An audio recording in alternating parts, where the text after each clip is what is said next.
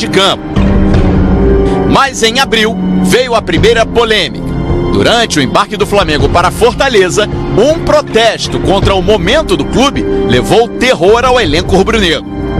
Os jogadores ficaram acuados diante a um pequeno grupo de torcedores e Diego arremessou um copo de café em um integrante de uma das torcidas organizadas. O caso pegou mal, mas foi rapidamente abafado pela vitória por 3-0 contra o Ceará. No dia seguinte, que colocou o Flamengo no topo da tabela e com boa atuação do goleiro. Ele é um belo goleiro, um profissional absolutamente comprometido, que a gente tem muita admiração, respeito, e daí a querermos afastá-lo, e não pode ser mais o goleiro do Flamengo, eu acho que é um pouco uma distância que a gente precisa interpretar, analisar com um pouquinho de calma. Até a pausa para a Copa do Mundo, Diego Alves sofreria apenas um gol em 12 jogos. Entrava em mais uma lua de mel com a torcida do Flamengo. Mas depois do Mundial, o rendimento do time despencou, refletindo em todo o elenco, inclusive nele, Diego Alves, que somou falhas pontuais, que custaram a liderança do Brasileirão, como na derrota para o Ceará, dentro do Maracanã, e também na eliminação para o Corinthians, na Copa do Brasil.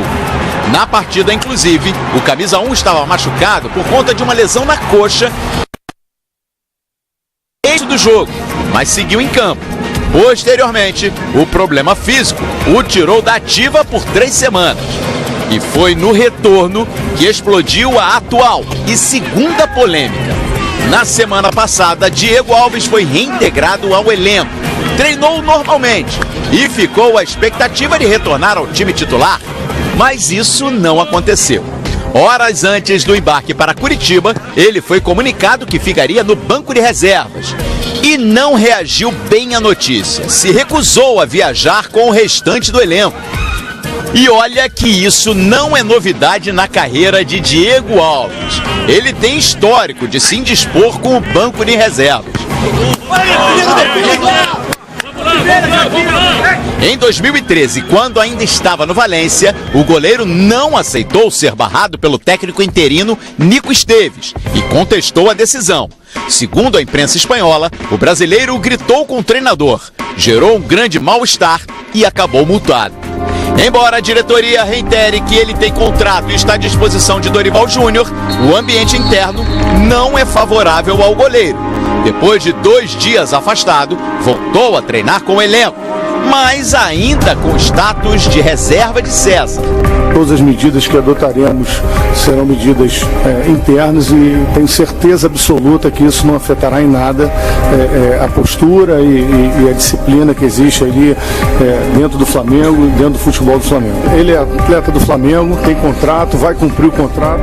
A indisciplina e o retorno sem demonstrar arrependimentos pesam contra a permanência do goleiro na próxima temporada. Mas lembrar que Diego Alves é um dos principais goleiros do Brasil também pode ser fundamental para que tudo acabe bem e o camisa 1 siga na Gávea. Como é que você administra essa situação aí, Eugênio? É um jogador imprescindível para o Flamengo nesse momento? Imprescindível eu não diria, mas importante sim. Experiente, qualificado, é bom profissional, bom goleiro. Agora, se a postura dele é contrária ao bom ambiente do clube, ao respeito aos companheiros, à comissão técnica, à diretoria e à torcida, então que seja afastado. É muito simples isso. Ele precisa entender que não está acima de nada no Flamengo. Ele é mais um profissional, um bom profissional. Agora, não aceito isso, não aceito aquilo. Por que não aceita? O que ele tem a mais do que os outros? O Flamengo é muito maior do que isso. Então tem que ser. Eu acho que a gestão do caso é com muita cabeça fria, para não gerar problemas, novos problemas para o próprio Flamengo. Tentar entender o que está acontecendo, acomodar a situação da melhor forma e fazer o Flamengo ser vencedor. Não tem que punir por punir. Ah, não, porque eu tenho que bater aqui, né? Fazer acontecer. Não. O que é melhor para o clube? Ele tem razão ou não tem razão? Ele deve ter algum motivo. Não imagino que seja simplesmente o fato de ter ficado fora. né? Alguns dizem que a maneira como ele foi comunicado, ele não gostou, gostaria que tivesse sido através do próprio Dorival Júnior. Eu não sei, é difícil a gente estar na cabeça do profissional nesse momento. Mas o fato é que um profissional, um jogador não pode atrapalhar o ambiente do clube no momento que o Flamengo atravessa. Perfeito. O Flamengo tem que contornar isso, se for o caso, deixá-lo afastado, porque o time vive a possibilidade real de ser campeão brasileiro. E não pode deixar esse ponto fora da curva atrapalhar. E ele, por ser justamente jogador experiente que você bem lembrou, embora a gente não precise lembrar que o Diego Alves tenha vasta experiência, ele não poderia fazer o que ele fez, né? Principalmente por ser uma referência na posição, deveria ser uma referência para o César, não foi, pisar na bola, desrespeitou o companheiro que entrou no lugar dele. A gente tem números aí do Diego Alves no Campeonato Brasileiro de 2018, a gente vai trazer aí, Diego Alves no Brasileiro, 5 jogos sem sofrer gols, tá aí a sequência contra o Atlético Mineiro, o Bahia, o Corinthians, o Fluminense e o Paraná. A sequência foi no empate contra o Palmeiras, empate em 1-1. Contra o Palmeiras? No primeiro turno ainda. No primeiro turno? É justamente o período que a gente está vivendo agora, né? No Campeonato Brasileiro. Né? É a sequência que termina no jogo com o Palmeiras, que é o próximo jogo do Flamengo, né? Mas no primeiro turno essa daí foi a arrancada do Flamengo no Campeonato Brasileiro. Foram os 5 jogos em que o Flamengo assumiu a condição de líder do campeonato e se manteve com alguma vantagem. Aí ele empata com o Palmeiras e logo depois vem a Copa do Mundo. A grande questão... Fala aí, já. Não, o Dorival assume justamente contra o Bahia. Ah, perfeito. Tá, isso aí. O detalhe se o Diego, que foi contratado com esse status de ser a solução para o gol do Flamengo, né, por tudo que viveu o Flamengo no ano passado, se de fato, Eugênio, ele chegou e tomou conta da posição. Vamos abrir números aqui dessa passagem geral do Diego Alves com a camisa do Flamengo, desde a chegada até o dia de hoje. Olha, são 68 jogos, defendeu 3 pênaltis e são 6.050 minutos em campo. Seu retrospecto aí do Diego Alves. A gente tem o César para fazer um espelho. Vamos colocar o César aí, que também faz parte de toda essa polêmica, sem ter culpa, né? Porque ele assumiu a titularidade jogando, treinando, trabalhando. Sem o carteiraço. 4 jogos sem sofrer gols, olha aí, ó. Nesse jogo você falou, né, que contra o Dorival estreou. E depois são 3 goleadas consecutivas. O Flamengo fez 10 gols em 3 jogos e não sofreu nenhum. Aliás, desde que o Dorival assumiu no Brasileiro, o Flamengo ainda não sofreu gols. E se não for vazado contra o Palmeiras, iguala já a marca nos 5 primeiros jogos dele a marca do Diego, a melhor. O Flamengo se dá bem contra esses adversários aí, né?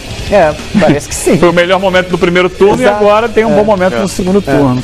Mas é muito relativo também. O time não sofrer gol não é só o goleiro. Claro. É o sistema dele. Às vezes a bola não chega. Claro. Tem que ver o seguinte: quantas defesas difíceis ele fez, o que ele pegou, o que ele não pegou e tal. Mas são 2 bons goleiros. O César é um jovem.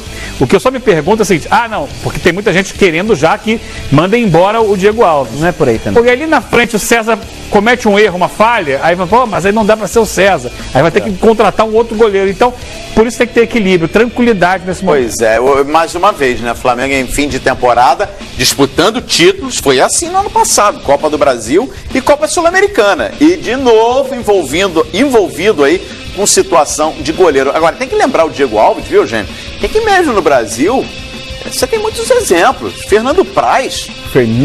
Todo respeito ao Diego Alves. Mas o Fernando Praz está para o Palmeiras numa posição muito maior que o Diego Alves para o Flamengo. Não foi relacionado ontem. Gente, um goleiro como o Fernando Praz, que é uma referência. Ídolo, referência na posição, ainda a referência porque está em atividade, ele não foi relacionado para o jogo contra o Boca. Não deu piti, não provocou uma rebelião dentro do elenco do Palmeiras. Na transição no Grêmio, que levou Marcelo Groi à titularidade, o titular era o Dida. Viu, Diego Alves? O Marcelo Groi foi lá e ganhou a posição do Dida. Jogando, treinando. Não foi na carteira. O Dida. Entendeu? E no próprio Corinthians, a gente tem um exemplo. Tudo bem que o Cássio não gostou, né, da situação que ele deixou o time titular. Mas ele sentou no banco do Walter. Já como campeão da América e campeão do mundo no Corinthians. E deu a volta por cima. Voltou a ser um dos principais jogadores do Corinthians. Bom, a gente vai agora...